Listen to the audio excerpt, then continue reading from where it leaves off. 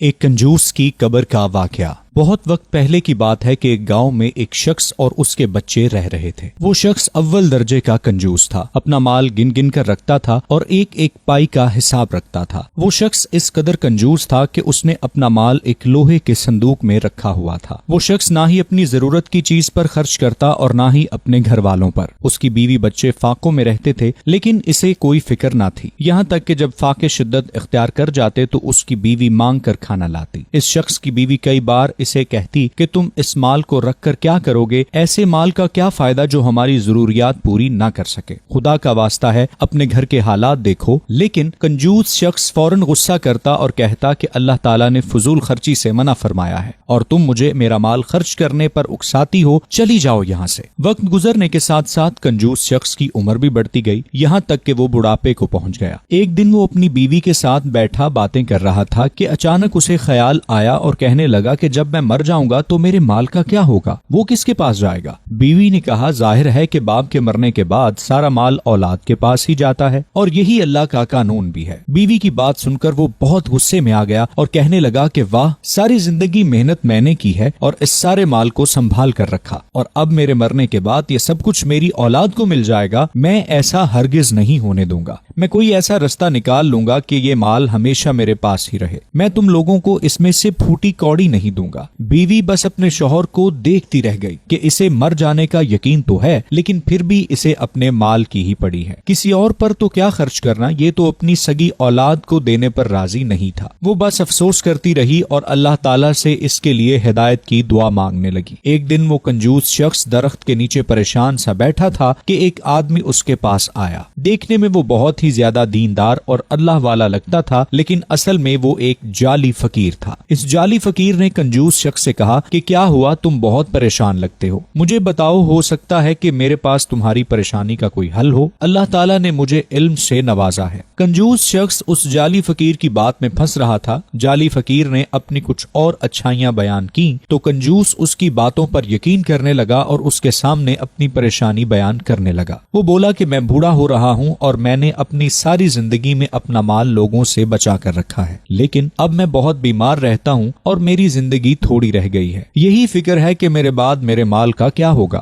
جعلی فقیر اس کی بات سن کر سوچ میں پڑ گیا اور کہا کہ تم ایسا کرنا کہ اپنے گھر والوں کو ایک وصیت کر دو اور ان سے کہو کہ جب تمہیں قبر میں دفنایا جائے تو تمہارا سارا مال بھی ساتھ میں دفنا دیا جائے۔ کنجوس شخص نے کہا لیکن میں نے تو سنا ہے کہ مرنے کے بعد مال کام نہیں آئے گا۔ جعلی فقیر نے کہا تم فکر نہ کرو، میں دعا کروں گا کہ مرنے کے بعد بھی یہ استعمال ہو سکے، بلکہ جتنا خرچ کرو گے تمہیں 10 گنا واپس ملے گا۔ جعلی فقیر کیونکہ اس شخص کی پسندیدہ باتیں کر رہا تھا، وہ بہت خوش ہوا اور گھر جا کر اپنی بیوی کو یہ وصیت لکھوا دی کہ میرے مرنے کے بعد میرا سارا مال میرے ساتھ دفن کر دیا جائے۔ بیوی بہت حیران ہوئی اور پوچھا کہ آپ کو ایسا کرنے کو کس نے کہا؟ اس پر کنجوس شخص نے بتایا کہ ایک اللہ والے بہت اچھی باتیں کرتے ہیں اور بہت سے لوگ ان کو مانتے ہیں، انہوں نے کہا ہے اور انہوں نے میرے لیے دعا بھی کی ہے۔ کنجوس شخص کی بیوی بہت عقل مند تھی اور اس کی طرح دولت کی لالچ میں اندھی بھی نہیں ہوئی تھی، اس لیے سارا معاملہ سمجھ گئی۔ اب اسے ڈر تھا کہ اس کے شوہر کے مرنے کے بعد وہ اور اس کے بچے لاوارث اور بے سہارا ہو جائیں گے۔ اس شخص کے مال پر ان کا حق تھا اور وہ مرنے کے بعد ان کو یہ حق دینے پر تیار نہیں تھا، بلکہ ایک جعلی فقیر کی باتوں میں آ گیا تھا۔ اب وہ اللہ سے مدد طلب کرنے لگی اور دعا کرنے لگی، اے پروردگار، میں خود کو اور اپنی اولاد کو تیری پناہ میں دیتی ہوں، میرے شوہر کے بعد بس تو ہی ہمارا حامی اور مددگار ہوگا۔ اب وہ وقت آن پہنچا جب کنجوس شخص کی روح قبض کر لی گئی۔ جب اسے دفنایا جا رہا تھا تو وہی جعلی فقیر کنجوس شخص کی بیوی کے پاس آیا اور کہا کہ وہ صندوق دے دو جسے تمہارے شوہر کے ساتھ دفن کرنا ہے۔ بیوی کو جعلی فقیر پر بہت غصہ آیا، لیکن چپ چاپ مال و دولت سے بھرا صندوق اس جعلی فقیر کے حوالے کر دیا۔ جب صندوق اٹھائے وہ جا رہا تھا تو سب لوگ حیران تھے کہ مرنے کے بعد بھی اس شخص نے اپنا مال نہیں چھوڑا۔ اللہ جانے اس کے ساتھ قبر میں کیا معاملہ ہوگا۔ بیوی گھر آ گئی اور جب اس کے ایک اور رشتہ دار کو یہ سارا معاملہ معلوم ہوا تو اس نے کہا کہ وہ صندوق تم نے جعلی فقیر کو کیوں دیا؟ بیوی نے کہا کہ میرے شوہر نے وصیت کی تھی اور مجھ سے وعدہ لیا تھا، مجھے اس کی وصیت پوری کرنی تھی، اس لیے میں وعدہ خلافی نہیں کر سکتی تھی، لیکن میں نے اللہ تعالیٰ تعالیٰ سے دعا کی ہے اس یقین کے ساتھ کہ وہ ہماری حفاظت کرے گا اور جو حق ہے وہ بھی ہمیں دلوائے گا۔ اس بیوی کا رشتہ دار کچھ لوگوں کو ساتھ لے کر اس قبرستان میں پہنچ گیا جہاں کنجوس شخص کو دفنایا گیا تھا۔